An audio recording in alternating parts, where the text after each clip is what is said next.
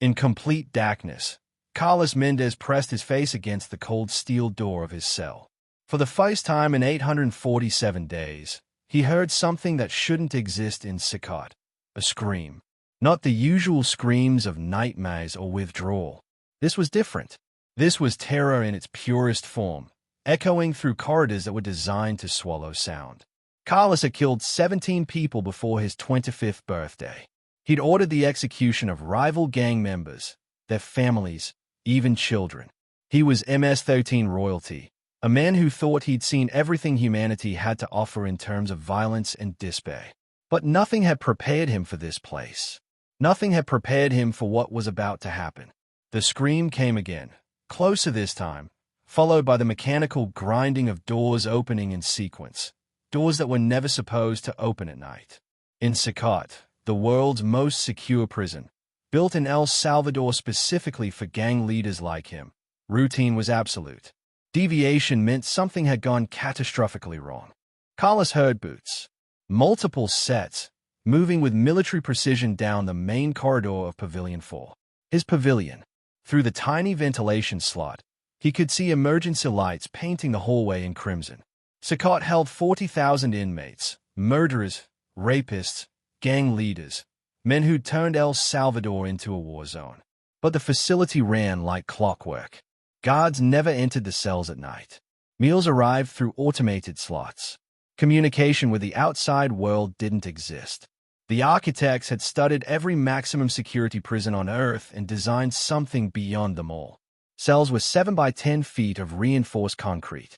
No windows, no human contact, 23 hours of solitary confinement daily, with 1 hour in an individual exercise cage. The prison was built into a mountain, with watchtowers every 50 meters and enough security to rival a military installation.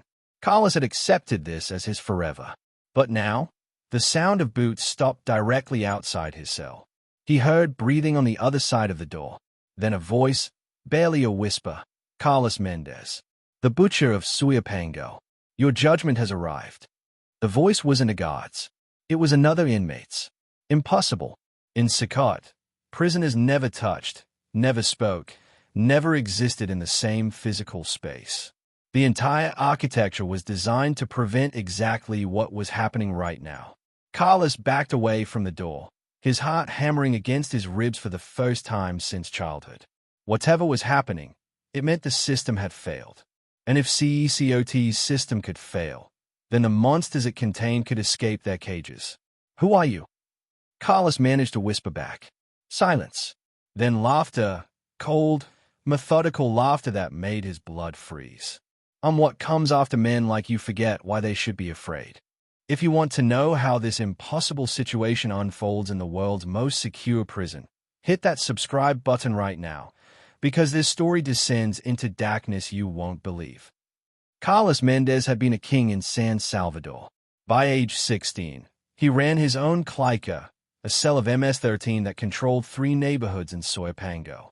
By 20, he'd risen to become a palabrero, a word keeper, one of the leaders who made decisions for hundreds of gang members. His tattoos told his story. The 3 dots on his hand marked his philosophy: hospital, prison, or death. The MS across his chest declared his allegiance. The teardrops under his eye counted his confirmed kills, though he'd stopped updating after 11. The police photos never captured his intelligence. Carlos spoke 3 languages, had studied business at university before the gang pulled him deeper, and ran his criminal enterprise with corporate precision. His specialty was extortion, the protection racket that squeezed bus drivers, shop owners, and anyone who dared to operate in his territory. Refusal meant death. Delayed payment meant death. Looking at him wrong meant death. He killed his first man at 14, a rival who disrespected his older brother. The feeling of power, of permanently erasing another human being's existence, had become his addiction. But in 2022, El Salvador's President Bukele declared a state of emergency. They came for Carlos on a Tuesday night during a thunderstorm. Not regular police, the new military units trained specifically for gang roundups. 50 soldiers surrounded his mother's house in Soyapango, where he'd been hiding in a secret room behind the kitchen. His network of spotters never saw them coming. The new government had suspended constitutional rights. No warrants, no trials, just identification, arrest, and transfer to CECOT. Carlos tried to run, but a soldier's rifle butt caught him in the temple. When he woke up, he was in the back of an armored truck with 15 other gang leaders, all hooded, all zip-tied, all heading toward the same fate. They drove for 3 hours through mountain roads. No one spoke. Several men wept. Carlos stayed silent, calculating. He'd survived worse. Prison was just another territory to dominate. Or so he thought. When they removed his hood, he saw it for the first time. CECOT, Centro de Confinamiento del Terrorismo, emerging from the mountainside like a concrete demon. It didn't look like a prison. It looked like a tomb. The intake process was designed to break you. They stripped Carlos naked in a freezing room while guards in full riot gear watched through plexiglass. Every cavity was searched. Every tattoo was photographed and catalogued. His MS-13 ink, his identity, his pride, was now just evidence in a database. They shaved his head completely. No gang could identify itself by hairstyles here. They gave him a gray uniform with a number, 31847. No name, no identity, just a number among thousands. The warden's voice came through speakers in the processing room. You are no longer human beings with rights. You are diseases that nearly destroyed our country. This facility exists to contain you until death. You will never touch another person. You will never see the sun. You will never communicate with the outside world. Your families have been informed you are dead. In every way that matters, you are. Carlos wanted to spit defiance, but something in the warden's tone stopped him. This wasn't posturing. This was truth. They led him through corridor after corridor, each sealed by massive steel doors that ground shut behind him. Finally, they reached cell 31847 in Pavilion 4. The cell was 7 by 10 feet. A concrete bed with a thin mattress. A steel toilet without a seat. A sink with push-button water that ran for exactly 10 seconds. A single LED bulb in the ceiling, behind unbreakable plexiglass, that never turned off. The door was solid steel with no window, only a slot at the bottom for meal trays and a tiny ventilation grate near the top. No bars to look through. No way to see out. Just concrete walls painted sterile white. The door sealed with a hydraulic hiss that sounded like a casket closing. Carlos stood in the center of his new world, turning slowly. 7 feet by 10 feet. This was his territory now. This was his kingdom. He could touch both walls if he extended his arms. For the first time since he was a child, Carlos felt tears on his face. He punched the wall until his knuckles bled. The concrete didn't care. The prison didn't care. In CECOT, his rage was meaningless. His reputation was meaningless. He was meaningless. The lights stayed on. They would stay on forever. In CECOT, there was no day or night, only endless fluorescent existence. Carlos learned the routine quickly because there was nothing else to learn. 5 a.m., breakfast slot opens. Rice, beans, and water in plastic containers. 6 a.m. to 7 a.m., recreation. A guard's voice over the speaker tells you to prepare. Your cell door opens to a small corridor leading to an individual exercise cage. 10 by 10 feet of concrete with a wire mesh roof showing a tiny square of sky. You walk alone. No other inmate moves during your hour. 7 a.m., return to cell. Door seals. 12 p.m., lunch slot. More ice, sometimes an egg. 8 p.m., dinner slot. Rice, beans, occasionally a tortilla. Hours between meals, nothing. No books. No television. No radio. No paper. No pencils. Nothing but white walls and your thoughts. Carlos tried to maintain his identity by doing exercises. Push-ups, sit-ups, squats. He counted everything. Steps across the cell. Seconds between breaths. Anything to keep his mind occupied. But slowly, inevitably, he felt himself dissolving. Without his gang, without his territory, without anyone to fear him or respect him, who was Carlos Mendez? Just a number. Just a body in a box. Carlos woke to whispering.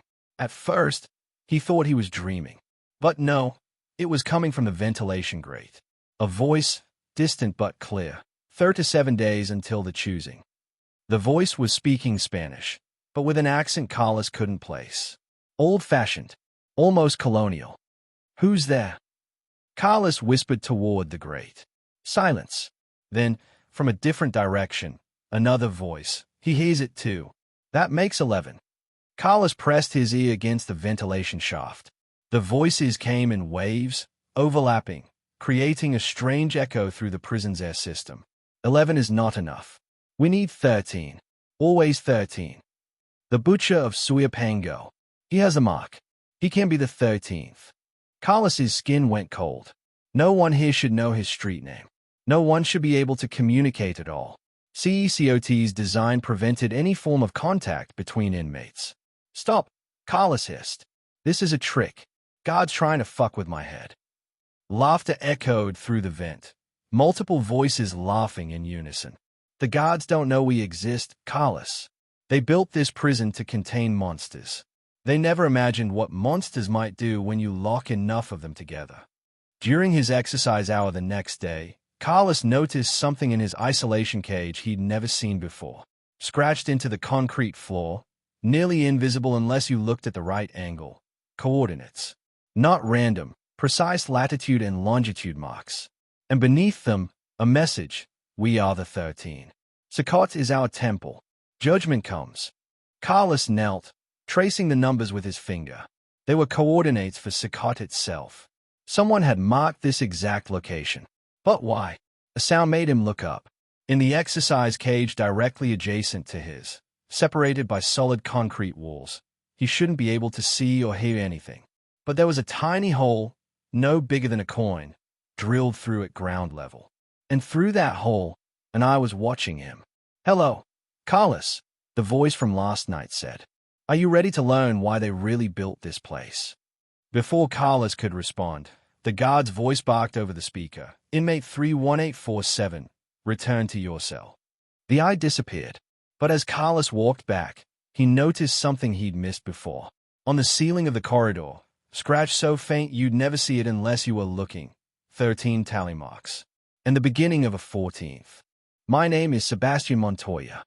The voice came through the ventilation shaft like a confession. "Before CECOT, I killed 43 people. Women, children, it didn't matter. I served Santa Muote, the death saint, and she demanded blood." Carlos had been lying awake for hours, knowing the voice would return. "Why are you telling me this?" "Because you need to understand what we are. The 13 of us, we're not like the other inmates here. We didn't just kill. We sacrificed. We understood that death is a doorway." Sebastian's voice carried an unsettling calm. "In the outside world, we were scattered. MS-13, Barrio 18, Los Zetas, different gangs but the same devotion. The government thought they were stopping gang violence when they built CECOT. They didn't realize they were gathering us together." Carlos's rational mind screamed this was madness. But 6 months of isolation had made him desperate for meaning, for connection, for anything beyond white walls. Gathering for what? The ritual. CECOT was built on sacred ground. Conquistador priests massacred indigenous people here in 1532. The mountain holds 10,000 bodies. The architects never checked the history. They built the world's most secure prison on top of a mass grave. That's superstition. Old woman's stories. Is it? Sebastian's voice sharpened. Then explain how we communicate through walls designed to prevent exactly that. Explain the coordinates. Explain why 13 cells in Pavilion 4 were built in a perfect circle around a central point. Over the next week, Carlos met the others through whispers in the dark. There was Rafael, who'd been a sicario, a hitman, with 78 confirmed kills.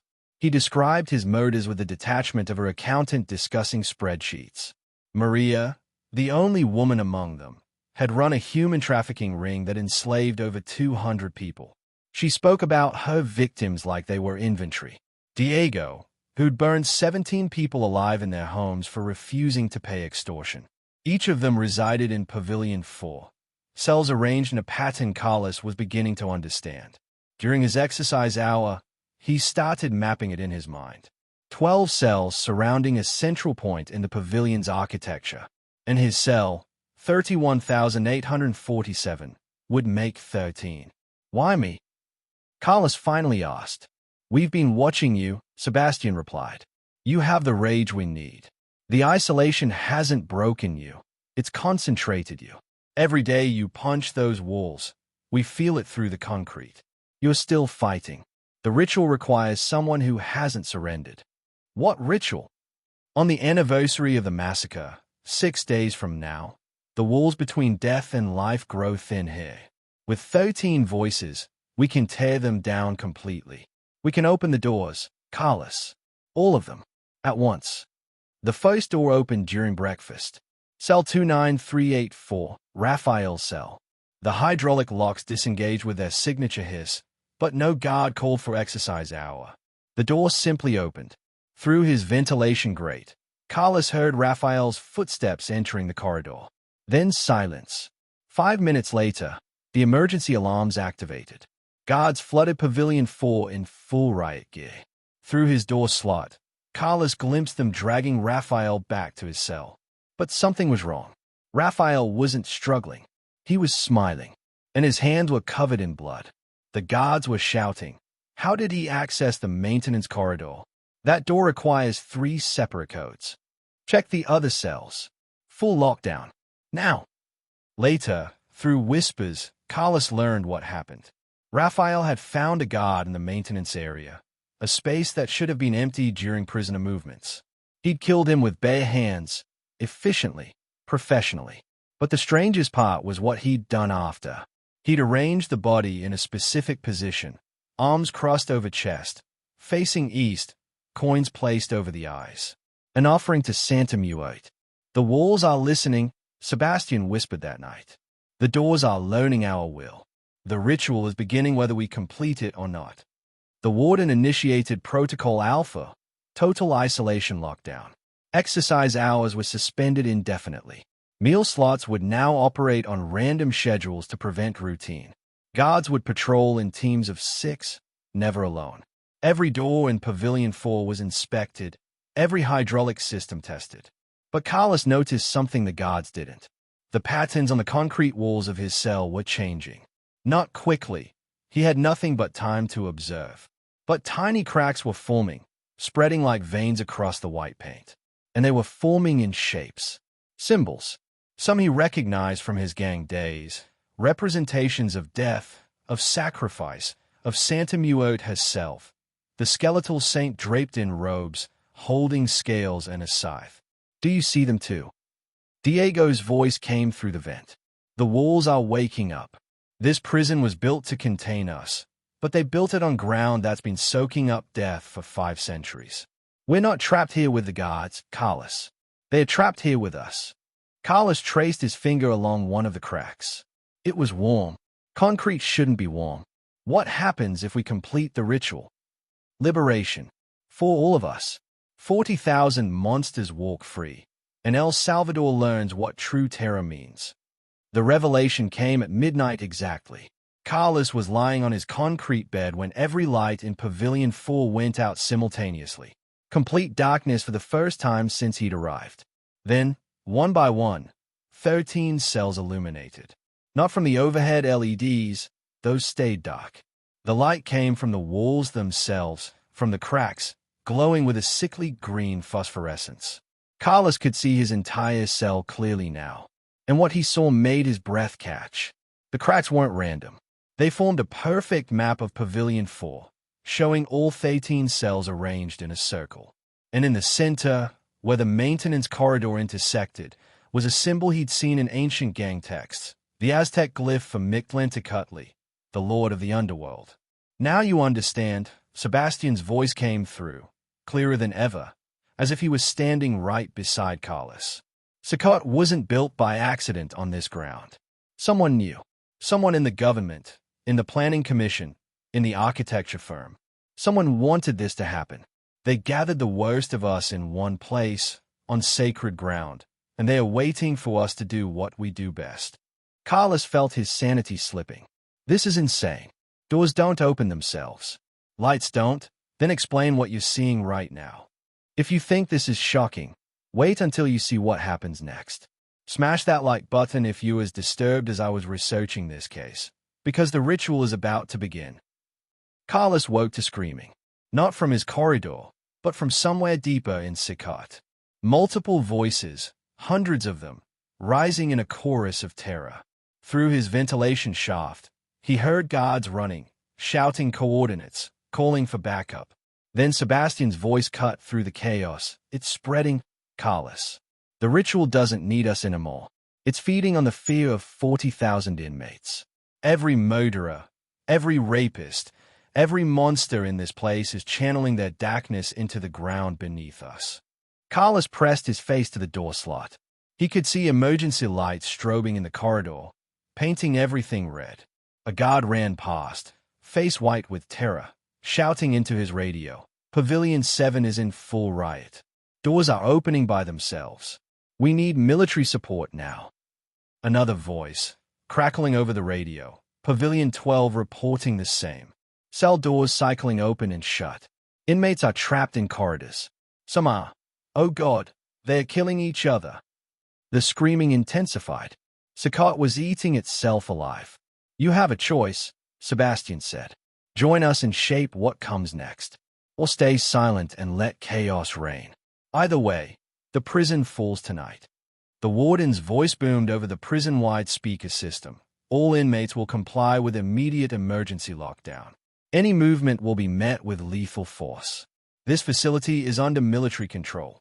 Carlos heard helicopters overhead, military gunships taking positions around the prison. Through the tiny square of sky visible during exercise hours, he'd seen them, assault helicopters with mounted cannons. The government wasn't going to risk these inmates escaping. They'd burn CECOT to the ground first.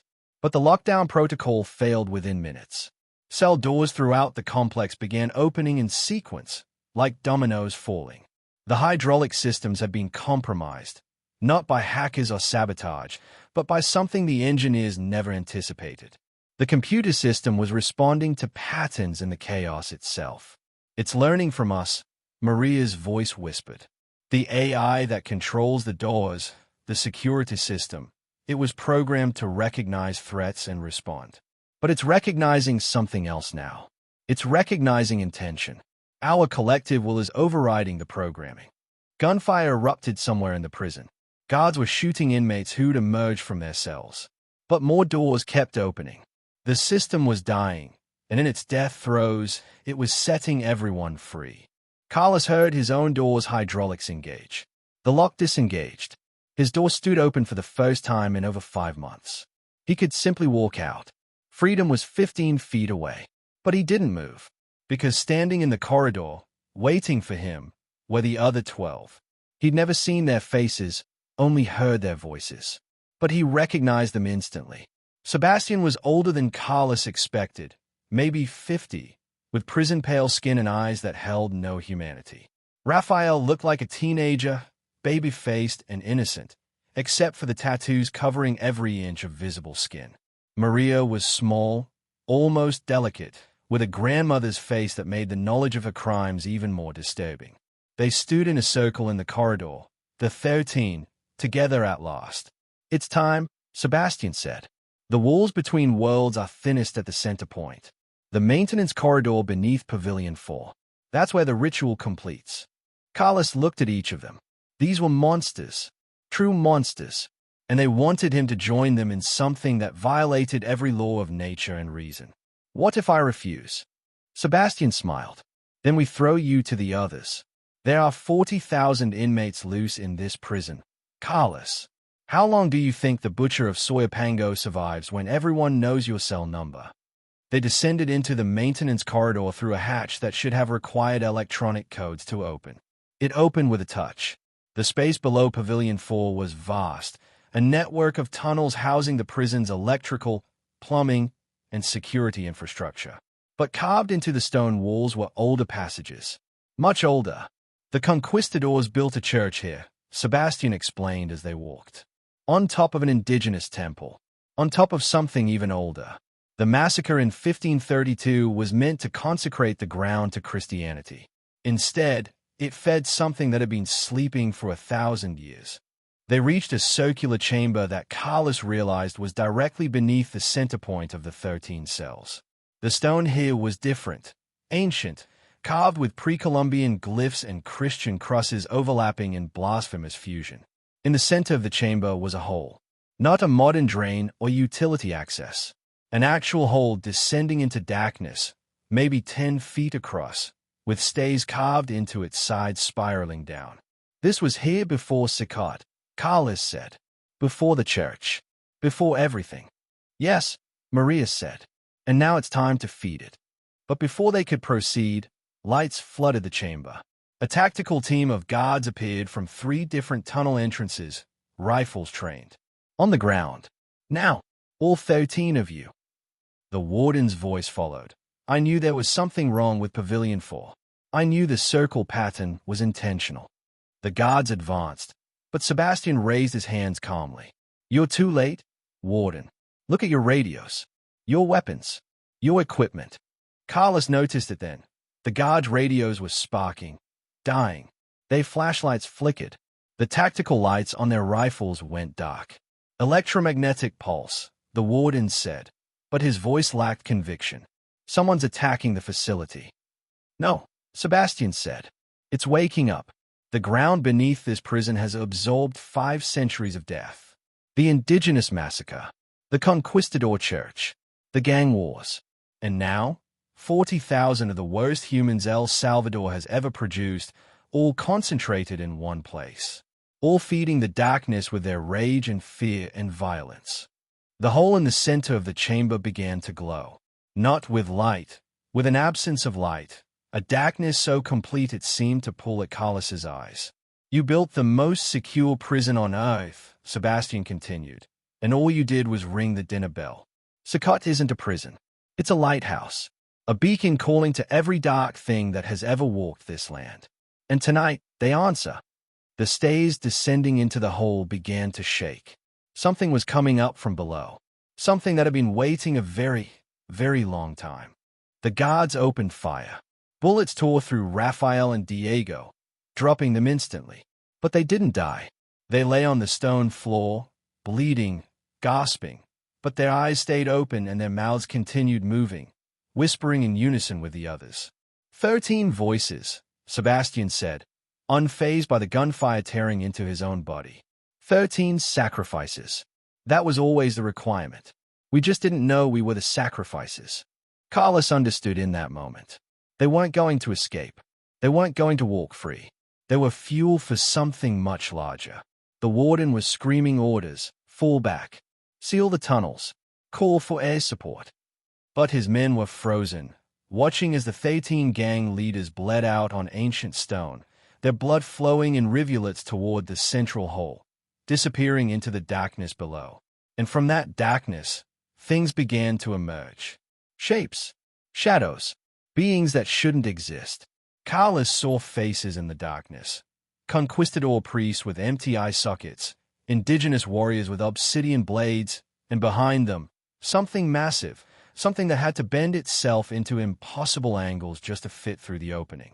It wore the skins of 1,000 cultures, 1,000 religions, 1,000 nightmares. Carlos was dying. He could feel the bullets in his chest, could taste blood in his mouth. But he was still conscious, still aware, as the entity pulled itself fully into the chamber. It had no fixed form. One moment it looked like Santa Muerte, skeleton draped in robes. The next, it was Mictlantecutli, the Aztec death lord. Then Christ on the cross, but wrong, inverted, perverted into something that blasphemed the very concept of sacrifice. The guards were screaming now, not in fear but in madness. Their minds couldn't process what they were seeing. Several turned their weapons on themselves. Others ran into the tunnels and disappeared. The warden stood his ground, emptying his pistol into the entity. The bullets passed through like it was smoke. You can't kill death, Sebastian's voice came, wet with blood. You can only feed it. And we fed it well. The entity spoke, but not with sound. It spoke directly into Carlos's dying mind. Thank you for gathering here. Thank you for concentrating all this beautiful darkness in one place. I have been so hungry. Above them, Throughout CECOT, Carlos could hear doors opening. All of them. Every cell in the prison, releasing 40,000 inmates simultaneously into the corridors. But then Carlos heard something unexpected, a child's voice. "No, you don't get them." It came from the hole, from deeper down than the entity had emerged. A small figure climbed the stairs, a girl, maybe 8 years old, wearing clothes from another century. Behind her came others, children, dozens of them, hundreds, the indigenous children massacred by the conquistadors. The slave children worked to death building the church. The children killed in El Salvador's gang wars. All of them rising from the depths where their bodies had been thrown and forgotten. "They're ours," the little girl said, pointing at the 13 dying gang leaders. "They killed us. They killed children. That debt belongs to us, not you." The entity recoiled. For the first time, it showed something like concern. The children formed a circle around the 13, and their small hands reached out, touching the dying men and women. Where they touched, Carlos felt pain beyond anything bullets could cause. This was judgment, real judgment, not from God or the law, but from the innocents they'd destroyed. "No," Sebastian screamed. "We served you. We brought you here." "You served yourselves," the girl said. "You only loved death when you could control it. Now death controls you." Carlos's vision was fading, but he witnessed what happened next. The children dragged the 13 back down into the hole. Not their bodies were already dead. They dragged their souls, visible now as writhing shadows desperately clinging to the living world. The entity watched, and Carlos realized it was satisfied. It had never needed the 13 to be its servants. It had needed them to be its bait to draw out something even older, the spirits of the massacred children who had their own claim to this ground. The warden was on his knees, weeping. The few guards still conscious were catatonic. Above, the sounds of riot had stopped. The doors had closed again. The inmates were back in their cells, most with no memory of the last few hours, as if they'd experienced a collective nightmare. Carlos felt himself being pulled toward the hole. His body was dead, but something of him remained. The little girl looked at him with eyes older than her apparent age. "You have a choice, Carlos Mendez. Come with us into the dark and experience what you gave to others." "Oh." She paused. "I'll carry the weight of what you've done back into life. Survive, remember, and spend every remaining day trying to balance the scales." Carlos woke up in the CECOT medical facility. The doctors were shocked. He'd been declared dead for 43 minutes. No heartbeat, no brain activity. But somehow, he'd come back. The official report would say the riot was caused by a computer malfunction that temporarily opened cell doors. 12 inmates died in the chaos. Sebastian Montoya, Rafael Gutierrez, Maria Sandoval, and 9 others. They'd killed a guard and each other in the maintenance tunnels. Inmate 31847, Carlos Mendez, was found barely alive and was credited with fighting off the other gang leaders before they could escape. He was transferred to maximum solitary, isolated from the other 12 cells. The government covered up the extent of the riot. News reports mention a minor incident at CECOT with several casualties. The story was buried under other headlines within days. But the warden knew the truth. He visited Carlos in the medical ward before he was transferred. "What did you see down there?" Carlos looked at him with eyes that had witnessed the other side. "Judgment. Real judgment. Not from any god we pray to, but from the ones we sent to meet them early." The warden nodded slowly. "The maintenance tunnels are being filled with concrete. All access sealed. Whatever's down there stays down there." "It was always down there," Carlos said. "We just reminded it that we exist." Carlos adapted to his new routine in a different pavilion, as far from the circle of 13 as the prison's architecture allowed. He no longer heard whispers through the vents. The walls of his cell remained white and uncracked. But he was different. Other inmates noticed it during the brief glimpses of him during transfers or medical visits. The butcher of Soyapango, one of MS-13's most feared leaders, now spent his recreation hours in silence, no longer exercising or maintaining his tough exterior. He'd requested a Bible, a Quran, and a Buddhist text. The guards found him reading them in rotation, searching for something. Redemption, maybe, or just understanding. The other 12 cells in Pavilion 4 remained empty. No new inmates were assigned there. Guards reported strange sounds from those cells. Whispers, footsteps, the smell of blood and incense. Maintenance refused to enter them without armed escort. Pavilion 4 was slowly being decommissioned, though the official reason given was structural concerns. Carlos knew better. Some places absorbed too much darkness to ever be clean again. Those 13 cells would remain empty forever, monuments to the men and women who tried to open a door that should never be opened. Today, Carlos Mendez is 42 years old. He will die in CECOT. There is no release date for inmates like him, no possibility of parole. El Salvador's gang crackdown is permanent. But he's different from the other lifers. He started a program, working with the few chaplains allowed to visit CECOT, focused on helping other inmates understand the weight of what they've done. Not through religion necessarily, but through confronting the reality of their victims. The chaplains say he speaks about death differently than anyone they've met. Not philosophically, but experientially, as if he's seen the other side and returned with knowledge that haunts him. I tell them the truth, Carlos explained during a rare interview granted to researchers studying CECOT's psychological impact.